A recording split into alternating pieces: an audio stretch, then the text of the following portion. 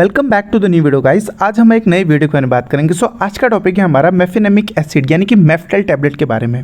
ये tablet period pens के लिए यूज़ होता है। तो ये वीडियो बहुत ही इन्फॉर्मेटिव होने वाला है, तो इस वीडियो को पूरा जरूर देखिए। चलिए स्टार्ट करते हैं बिना किसी देरी के। सबसे पहले हम इसके इंट्रोडक्शन को देखते हैं, यानी कि किस कैटेगरी का है और कैसे यूज़ होता है ये सब जानेंगे। सबसे पहला पॉइंट यहाँ पे आपको दिख रहा है, मेफिनेमिक एसिड एक एनसेड यानी कि non steroidal anti inflammatory drug category में आता है। सेकंड, ये मोस्टली किस में काम आता है? पीरियड्स पेन, जिसको हम क्या बोलते हैं? डिस्मोनिरिया। ये एक मेडिकल टर्म है। उसके अलावा ये बॉडी पेन में भी काम आता है, अर्थराइटिस में भी काम आता है, अर्थराइटिस के पेन में काम आता है, टूथ एक यानी कि दांत में जब दर्द हो, या फिर हेडेक में भी काम आता है। बट मोस्टली इसका यूज़ कब आता है? जब ये पीरियड्स पेन के दौरान मेफिनेमिक एसिड प्रिस्क्राइब किया जाता है। तो अब आपको थोड़ा इसका बेसिक इंट्रोडक्शन समझ गया होगा। चलिए नेक्स्ट देखते हैं। नेक्स्ट है हमारा कॉमन ब्रांड नेम। अब मेफिनेमिक एसिड क्या है? ये एक जेनरिक है, तो इसके कुछ ब्रांड नेम को समझते हैं। सबसे पहले मोस्ट कॉमन है मेफ्टेल, यहाँ पे आपको दिख रहा है मेफ्टेल। फिर उसके बाद आता है हमारा पॉन्स्टेन यहाँ पे आप देख सकते हो फाइजर कंपनी का है। फिर उसके बाद हमारे पास मेफकाइंड प्लस आया है, मेफकाइंड प्लस। और फोर्थ है हमारा मेफ्टाजेसिक, यहाँ पे आप इमेजेस देख सकते हो। और लास्ट है हमारा मेफजेसिक। ये कुछ कॉमन ब्रांड नेम है जो कि मार्केट में अवेलेबल है। ऐसा नहीं है कि सिर्फ यही है, और भी है, लेकिन ये कुछ कॉमन है।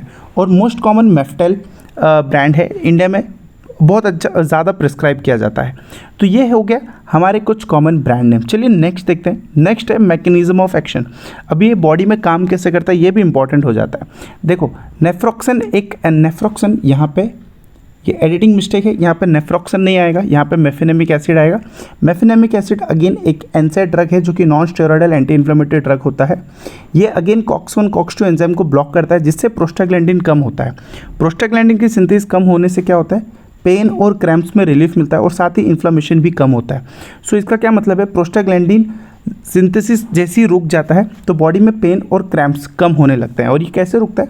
COX एंजाइम को ब्लॉक करता है। कौन करता है? हमारा जो है मेफिनेमिक एसिड। यहाँ पे ये मिस्टेकली लिखा है, ये एडिटिंग इशू है, तो इसके लिए अपोलॉजीज। बट नेफ्रोक्सन नहीं है, यहाँ पे मेफिनेमिक एसिड है। ठीक है, तो मेफिनेमिक एसिड क्या है? एक नॉन स्टेरॉइडल होता है जो COX-1 COX-2 को ब्लॉक करता है, जिससे प्रोस्टाग्लैंडिन सिंथेसिस कम होता है और रिजल्ट में पेन और क्रैम्प रिलीफ मिलता है, और साथ ही इन्फ्लेमेशन भी कम होता है। ठीक है, तो मैकेनिज्म एक्शन भी आपको क्लियर हो गया होगा। चलिए नेक्स्ट देखते हैं। नेक्स्ट है हमारा इसके यूजेस। सबसे पहला यूज़ जो हमने पहले ही डिस्कस कर लिया कि पीरियड्स पेन के लिए काम आता है, मोस्ट इंपॉर्टेंट पीरियड्स पेन के लिए काम, जो कि मेंस्ट्रुअल क्रैम्प बोलते हैं। हेडेक, माइग्रेन में भी काम आता है। टूथ एक जो कि हमने पहले डिस्कस कर लिया। मसल्स एंड जॉइंट पेन में भी काम आता है, और पोस्ट सर्जरी पेन हो रहा है तब भी काम आता है। इसको तब भी प्रिस्क्राइब किया जाता है। तो अब आपको यूजेस भी समझ गया होगा मेफिनेमिक एसिड का। चलिए इसके साइड इफ़ेक्ट्स जानते हैं। हर दवा का साइड इफ़ेक्ट जानना बहुत ही इंपॉर्टेंट हो जाता है। तो यहाँ पे भी हम देखेंगे इसके साइड इफ़ेक्ट क्या है। सबसे पहला साइड इफ़ेक्ट क्या है इसका? एसिडिटी, या फिर आपका स्टमक अपसेट हो जाएगा अगर आपने ज़्यादा डोज में लिया, या फिर आपको अगर साइड इफ़ेक्ट होता है। Second, nausea, vomiting. Third, diarrhoea या फिर कॉन्स्टिपेशन हो सकता है। फोर्थ, हेडेक और डिजीनेस होगा। और फिफ्थ है जो कि रेयर होता है लेकिन ये देखा गया है कुछ पेशेंट में, स्टमक अल्सर। किडनी या लीवर डैमेज हो सकता है अगर आपने लंबे समय तक के लिए यूज़ किया तो आई होप आपको साइड इफ़ेक्ट्स भी क्लियर हो गया होगा। चलिए नेक्स्ट देखते हैं इसके डोजेस। अगेन डोजेस भी इंपॉर्टेंट हो जाता है, तो डोजेस समझते हैं। सबसे पहले देखो, अडल्ट हो तो 250 से 500 mg 2 से 3 टाइम्स पर डे डॉक्टर की एडवाइस है। मतलब आपको कोई भी, मैं आपको पहली रिकमेंडेशन करता हूँ, हर वीडियो में करता हूँ कि डॉक्टर के प्रिस्क्राइब के बिना आपको कोई भी दवा खुद से नहीं लेना है। सो हम अडल्ट डोज की बात करें तो 250 to 500 mg 2 से 3 टाइम पर डे आप ले सकते हो। यूजुअली शॉर्ट टर्म 2 से 7 दिन के लिए रिकमेंड किया जाता है। मेफ्टेल स्पैस जो होता है, ये जो हमने ब्रांड पहले देखा, वो मेफिनेमिक एसिड और डाइसाइक्लोमाइन का कॉम्बिनेशन होता है, जो कि पीरियड्स क्रैम्प में ज़्यादा इफेक्टिव होता है। इसलिए मेफ्टेल स्पैस बहुत ज़्यादा प्रिस्क्राइब किया जाता है। तो अब आपको डोजेस फॉर्म भी समझ गया होगा।